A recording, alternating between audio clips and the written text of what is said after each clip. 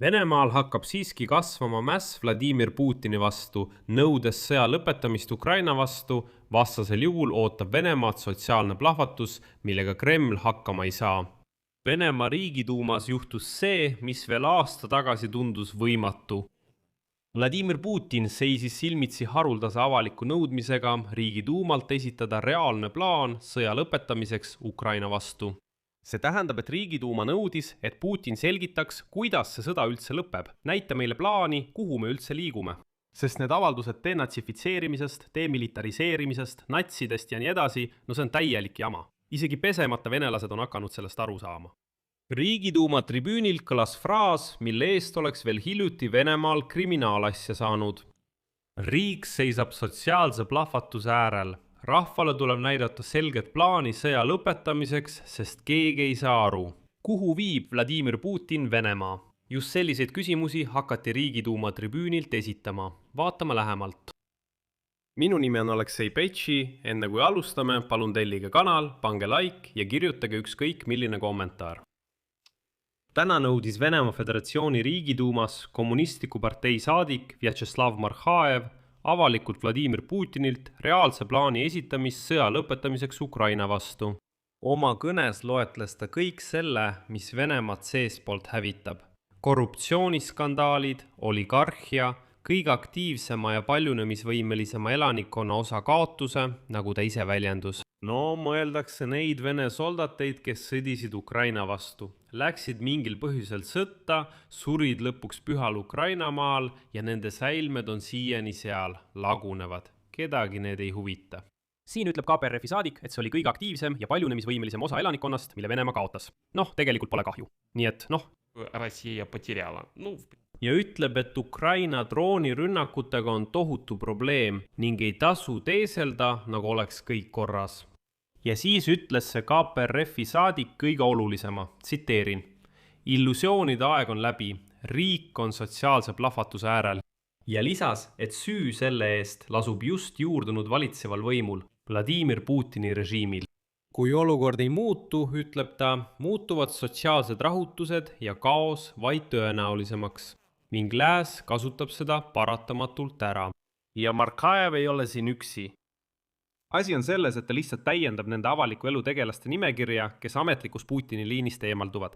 Mai lõpus kutsus sama partei teine saadik Renat Soleimanov üles sõda kiiresti lõpetama, väites, et majandus ei pea selle jätkumisele vastu. Ja veel varem pöördus endine tulihingeline Kremli pooldaja, niinimetatud seedpropagandist Ilja Remeslov Putini vastu, nimetades Venemaa presidenti sõjakurjategijaks ja vargaks. Ja kui sellised hääled hakkavad kõlama riigiduumas, siis see pole enam juhus. See on kindel märk muutustest ühiskonnas. Ja siis hakkas äkki ka Vladimir Putin ise probleeme tunnistama. See tähendab, et ta mõistab, et ühiskonnas on tõepoolest pinged olemas. Ja pesemata venelastele ei õnnestu enam võitudest muinasjutte pähe määrida. Putin tunnistas, et Vene armee ei liigu rindel nii kiiresti kui tahaks, kuid siiski edeneb iga päev järk-järgult.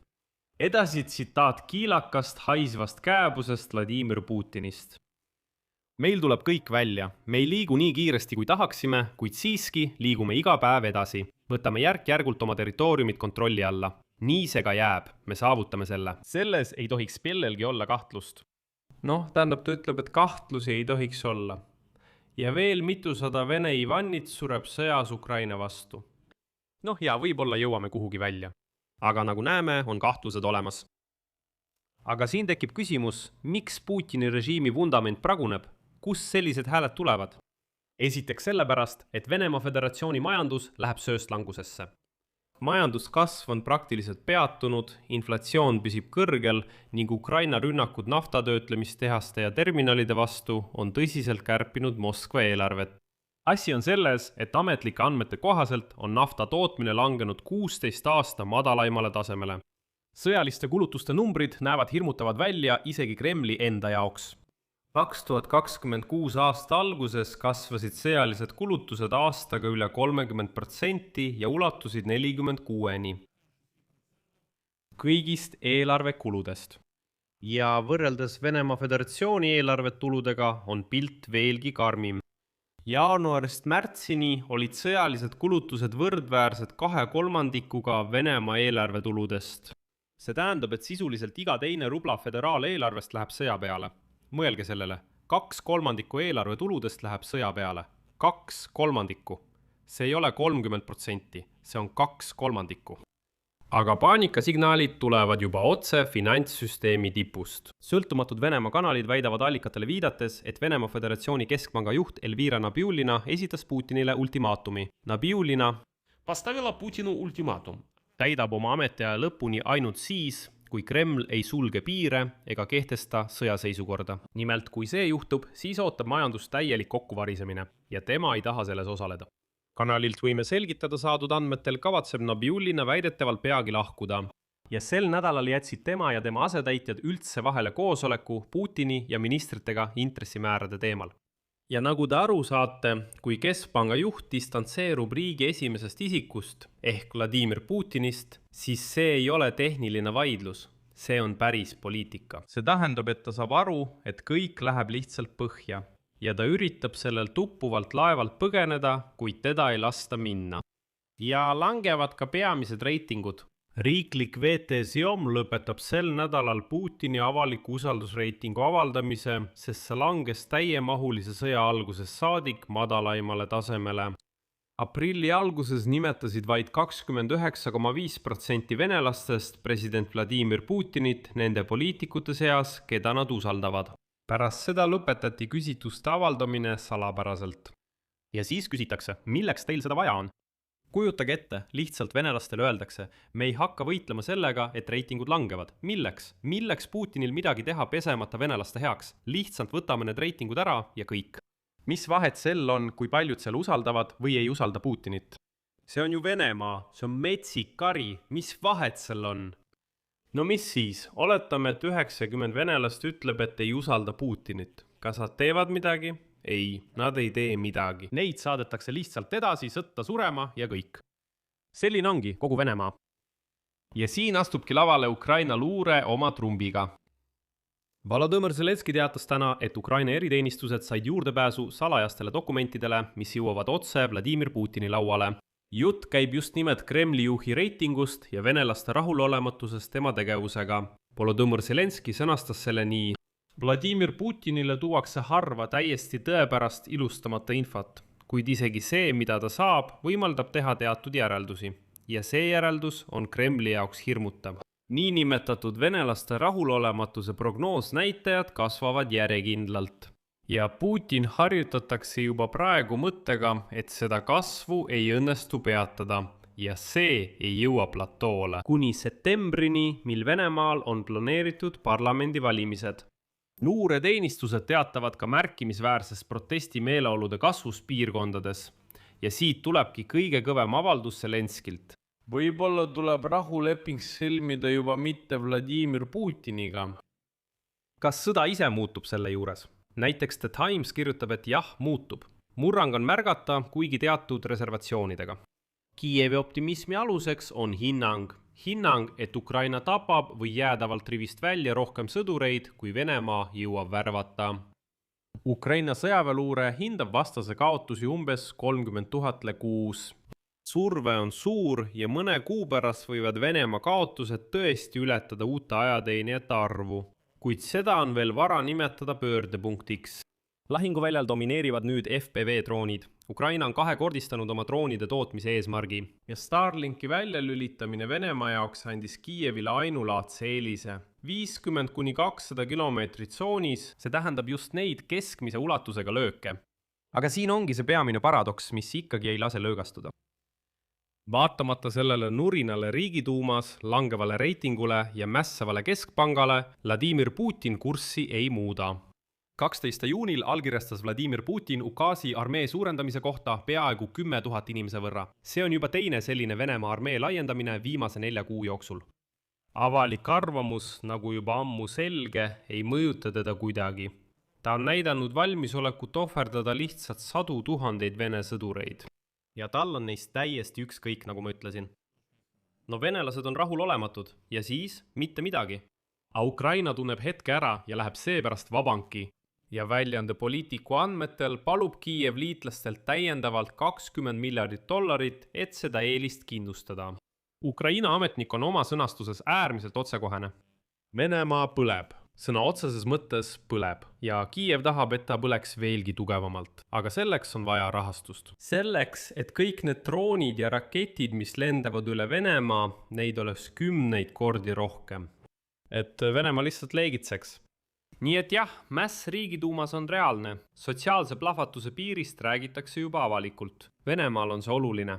Aga seni, kuni see alaminimene, see olend, see närakas Vladimir Putin Kremlis kuuleb ainult iseennast, jääb see piir ainult sõnadeks, mitte midagi enamat. Kordan veel kord oma mõtet.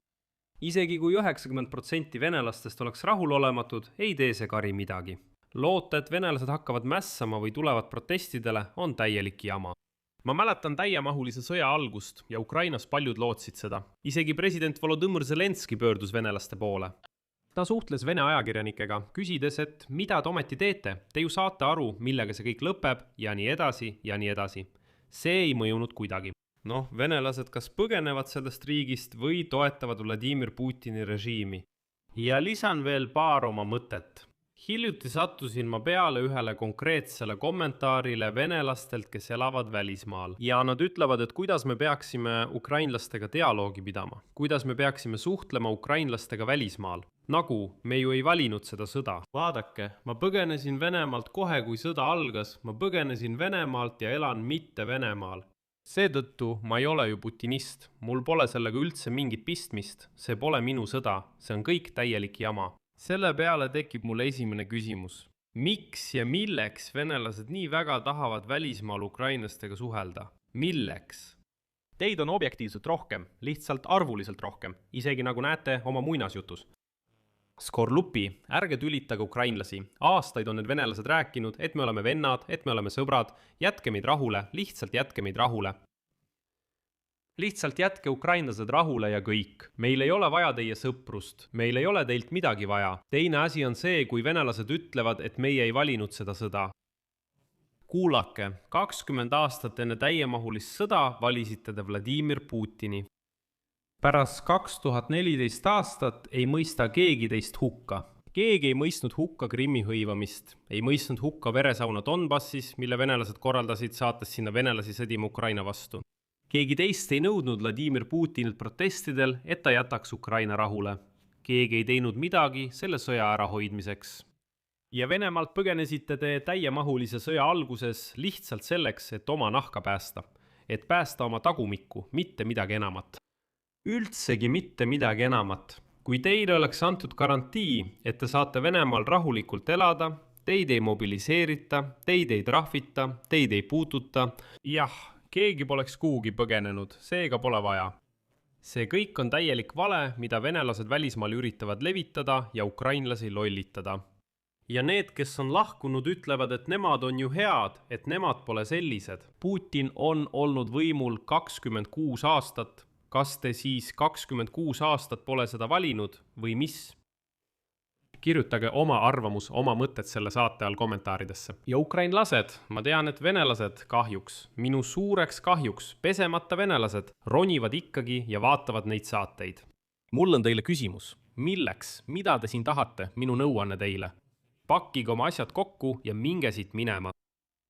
Ma olen täna emotsionaalne, aga räägin kõigest, mida mõtlen ja kuidas ma tegelikult arvan. Siin panen ma 3 punkti. Oma arvamuse ja järeldused kirjutage traditsiooniliselt selle video alla kommentaaridesse. Kui soovite selle YouTube'i kanali tööd toetada, saate seda teha ükskõik millise annetusega.